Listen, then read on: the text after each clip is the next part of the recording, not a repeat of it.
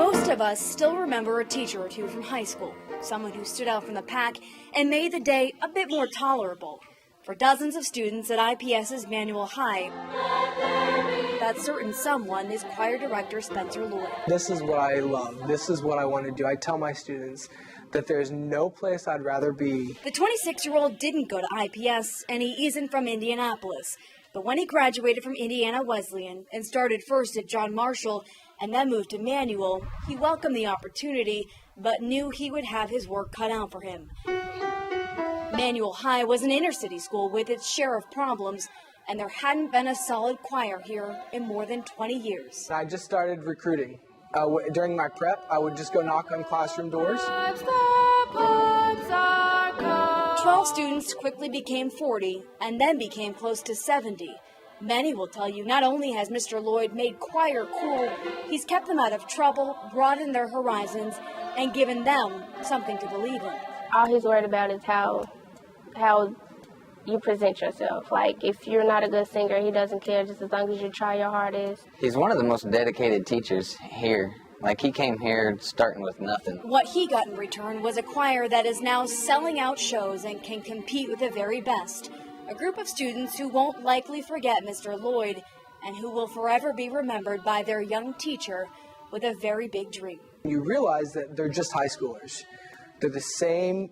They're high schoolers in Carmel, in Plainfield, in the donut counties. They're high schoolers. Some of these guys have some bigger issues, some harsher realities of life they have to face, but they're high schoolers.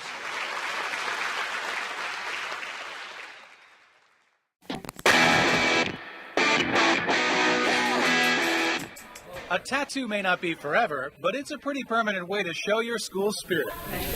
Just ask Joe Forgy. It took Butler's trip to the Final Four to get this pediatric dentist from Noblesville into a Broad Ripple tattoo parlor. Joe's good. The odds were pretty good that I wasn't going to have to get a tattoo. Joe made a promise to his sons 2 years ago that if his alma mater ever made it to the Final Four, he would get a bulldog tattoo.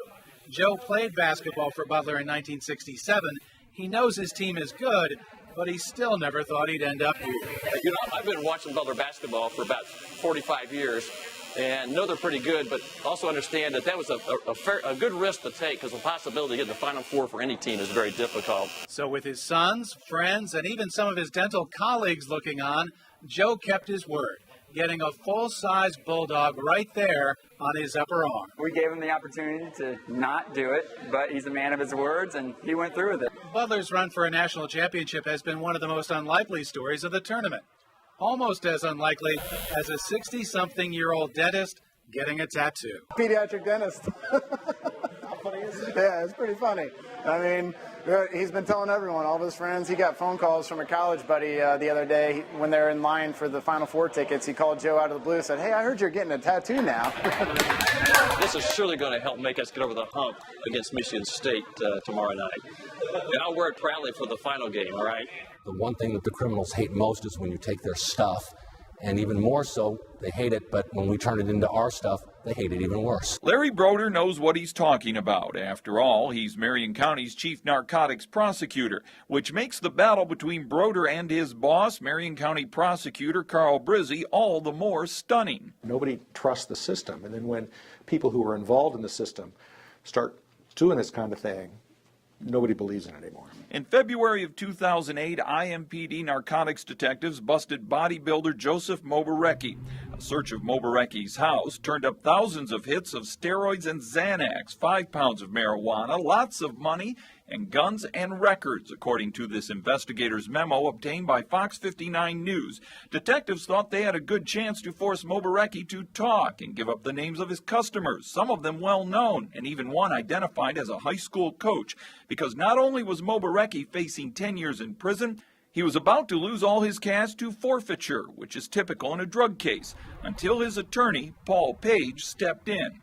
In this internal prosecutor's office memo, first obtained by the Indianapolis Business Journal, Page writes his client won't plead guilty unless he's promised that someday his conviction will be knocked down to a misdemeanor. So Broder emailed his boss, Carl Brizzi, and said, quote, "I do not take directions on my cases from defense lawyers. Mobarecki is a drug dealer. The $17,550 is drug money, and neither Mobarecki or his attorney, Paul Page, should profit from it. And Page's claims to the contrary are, quote, a load of crap.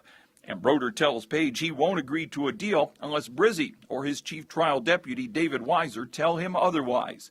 And they did. It looks bad. It gives the appearance of impropriety. Mobarecki's 7 felony drug counts became 1 D-level felony, low as you can go. He got back $10,000. That money went straight to his attorney, Paul Page, and he can be resentenced to a misdemeanor this summer, wiping the felony off his record, in a deal signed off by prosecutor Carl Brizzi, who is attorney Paul Page's real estate partner in a building in Elkhart, and recipient of thousands of dollars in campaign funds from Page and his partners and family.